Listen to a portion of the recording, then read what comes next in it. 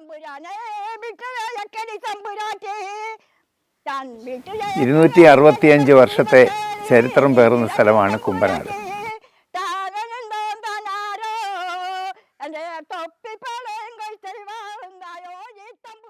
പഞ്ചായത്തിൽ 18 വാർഡുണ്ട്. 18 വാർഡിൽ കിടപ്പ് രോഗികൾ ദീർഘകാലമായും രോഗാവസ്ഥയിൽ കഴിയുന്ന എല്ലാവരും ഇതെല്ലാം നമ്മൾ കാണുന്നുണ്ട്. ഇവിടെ ഒരു 250 പോലെ കിടപ്പ് രോഗികളുണ്ട്. പ്രവാസവും വിദേശ പഠനവും കേരളത്തിന്റെയും ഇവിടുത്തെ ജനങ്ങളെയും ബാധിക്കുന്നതിന്റെ നേർക്കാഴ്ചയാണ് പത്തനംതിട്ട ജില്ലയിലെ കുമ്പനാട് എന്ന പ്രദേശം. പ്രവാസത്തിനുമപ്പുറം നരബാധിക്കുന്ന കേരളത്തിന്റെ യഥാർത്ഥ സാക്ഷ്യപത്രം. കുമ്പനാടിന്റെ വളർച്ചയും ഇതിന് സമാന്തരമായി നടക്കുന്നുണ്ട്. കേരളത്തിലെ എല്ലാ ബാങ്കുകളുടെയും ശാഖകൾ സ്ഥിതി ചെയ്യുന്ന പ്രദേശം കൂടിയാണിത്. വിദേശ നാണ്യ നിക്ഷേപത്തിന്റെ വലിയൊരു പങ്ക് വഹിക്കുന്നതിനോടൊപ്പം ഭൂപ്രകൃതിയുടെ വളർച്ചയും മറ്റൊരു സവിശേഷതയാണ്. ബൈബിൾ കടകളും ബേക്കറികളും ബാങ്കുകളും ചേർത്ത് കുമ്പനാട്ടുകാർക്കുള്ളത് 3 ബിഗ് ബികളാണ്. ക്രൈം റേറ്റ് കുറവായതിനാൽ സമാധാനപൂർണമായ പ്രദേശം എന്ന് അവകാശപ്പെടുമ്പോഴും സിനിമാശാലകളുടെയും പോലീസ് സ്റ്റേഷന്റെയും സർക്കാർ സ്ഥാപനങ്ങളുടെയും അഭാവവും കാണാൻ സാധിക്കുന്നു. ഈ സ്ഥലത്തിൻ്റെ യഥാർത്ഥ പേര് കോയിപ്പുറം എന്നാണ്. തിരുവല്ല താലൂക്കിൽ കോയിപ്പുറം വില്ലേജിൽ തട്ടക്കാട്ട് മുറിയിലാണ് ഈ പ്രദേശം. 265 വർഷങ്ങൾക്ക് മുമ്പ് AD 1761 യോഹന്നാൻ എന്ന് പറയുന്ന ഒരു സന്യാസി തിരുവനന്തപുരത്ത് നിന്ന് കാൽനടയായി സുവിശേഷം പറഞ്ഞ് വന്ന് അദ്ദേഹത്തിന് ഒരു പള്ളി സ്ഥാപിക്കണം എന്നാവശ്യപ്പെട്ട് ഇവിടെ ഒരു സ്ഥലം കണ്ടുപിടിക്കുകയുണ്ടായി. അങ്ങനെ അവിടെ ആരംഭിച്ച പള്ളിയുടെ സ്ഥലമാണ് ഇവിടെ തൊട്ടടുത്തുള്ള ഇപ്പോഴത്തെ കുമ്പനാട് മാർത്തമ്മ വലിയ പള്ളി എന്ന് പറയുന്ന സ്ഥലം. 1935 ഈ സ്കൂൾ തുടങ്ങിയത്. ഇംഗ്ലീഷ് മിഷണറിയാണ് ഈ സ്കൂൾ സ്ഥാപിച്ചത്. ഏകദേശം ഇപ്പോൾ ഇവിടെ 107 കുട്ടികളോളം പഠിക്കുന്നുണ്ട്. 5 തൊട്ട് 10 വരെയുള്ള ക്ലാസ്സുകളുണ്ട്.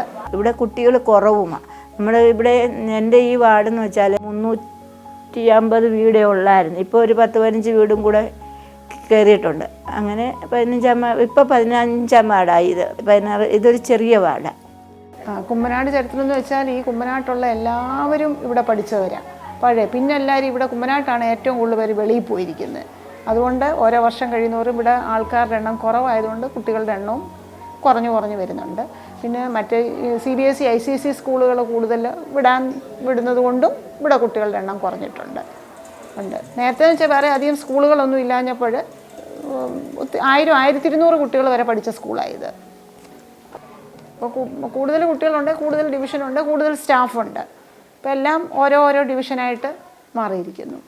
ദേശാടന കിളികൾ പോലെ പറന്നകലുന്ന യുവത്വം ഇന്ന് കേരളത്തിലെ സ്ഥിരം കാഴ്ചയും. ലോകത്തിന്റെ ഏതു കോണിലും മലയാളികളെ കാണാൻ സാധിക്കുമെന്നത് വാക്കുകൾക്കും അതീതമായി സഞ്ചരിക്കുന്ന സത്യമാണ്. മൈഗ്രേഷൻ ഈ പ്രദേശത്ത് നിന്നും ഉണ്ടായിട്ടുള്ളത് നല്ല വിദ്യാഭ്യാസം ലഭിക്കുന്നതിനും നല്ല ജോലി ലഭിക്കുന്നതിനുമായി ആളുകൾ വിദേശത്തേക്ക് പോയി എന്നുള്ളത് മാത്രമാണ്. ഇവിടുന്ന് ഇപ്പോൾ അന്യസംസ്ഥാന തൊഴിലാളികളാണ് കൂടുതൽ ഇവിടെ ഇങ്ങനെ വർക്കിന് വരുന്നത്. ഇവിടെ ഒരു മുട്ടുസൂചി കമ്പനി ഉണ്ടായിരുന്നു മുട്ടുപണിൽ. അതാണ് എനിക്ക് കുറേ കാലമായിട്ട് ചെയ്തുകൊണ്ടിരുന്നത്. കുറച്ചായപ്പോഴത്തേന് അത് നിലച്ചു. പക്ഷേ വർക്ക് ചെയ്യാനും ആളില്ല. പിന്നെ സാധനങ്ങൾ വിറ്റഴിക്കാനും വിറ്റ് പോകാനും കിട്ടുന്നില്ല. ഇപ്പോൾ കുമ്പനാട് ഞാനിപ്പോൾ എന്തെങ്കിലും ഒരു സ്ഥാപനം തുടങ്ങിയാൽ അത് ചിലപ്പം എനിക്ക് ആവശ്യമില്ലാത്ത ഒരു സാധനമായിരിക്കും അവിടെ വെക്കുന്നത്, വ്യാപാരം ചെയ്യുന്നത്. പക്ഷേ അതിപ്പോൾ ഞാനിവിടെ കയറത്തില്ല. ചിലപ്പോൾ ഒരാൾക്ക് വല്ലതും പ്രയോജനം അതിൽ 2 പേർക്ക് 100 പേരുണ്ടെങ്കിൽ 25 പേർക്കേ അതുകൊണ്ട് പ്രയോജനം ഉണ്ടാകത്തുള്ളായിരിക്കും. അപ്പോൾ ആ കമ്പനി കൊണ്ട് പ്രയോജനം ഇല്ലാത്തവരാണെങ്കിൽ ചിലപ്പോൾ അവർ കയറത്തില്ല. വ്യാപാരമൊക്കെ നടക്കുന്നുണ്ട്. പുറത്തു നിന്നൊക്കെ ആൾക്കാർ വന്ന് വ്യാപാരം ചെയ്യുന്നുണ്ട് നമ്മുടെ ഇവിടെ. Kerala state is in the advanced stage of demographic transition. And demographic transition simply means low fertility and low mortality. On average, Malayalis used to live 40 years in 1930s and 40s. Now they live up to 70 years. So you have one side, people are living longer. Other side, who can look after them are less. And the children now, they have more ambitious. They have more aspirations. So they also leave them to fetch themselves in the old age. In fact, elderly persons are now more than the children. You are more grandparent than grandchildren. ചെല്ലുമ്പോഴേ അവർക്ക് ഭയങ്കര സന്തോഷമാണ്. കുറച്ച് നേരം കൂടെ നമ്മളൊരു അരമണിക്കൂർ നമുക്ക് പറഞ്ഞേക്കുന്നത്, പക്ഷെ അരമണിക്കൂർ 1.5 മണിക്കൂർ കഴിഞ്ഞാൽ നമ്മൾ പോകാൻ പറഞ്ഞ വിഷമമാണ്. ഒന്ന് സന്തോഷം പങ്കിടാനായിട്ട് അവർക്ക് എത്തുന്നില്ല.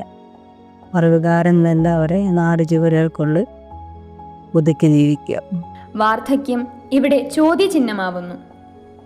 കാവ്യപരമായ ആഖ്യാനങ്ങൾക്കും അപ്പുറമാണ് പ്രവാസത്തിന്റെയും ദേശാടനത്തിന്റെയും വരും കാലങ്ങൾ. നമുക്ക് ഓരോ ആകെ ആശാപ്രവർത്തകരുണ്ട്, വോളണ്ടിയേഴ്സ് ഉണ്ട്.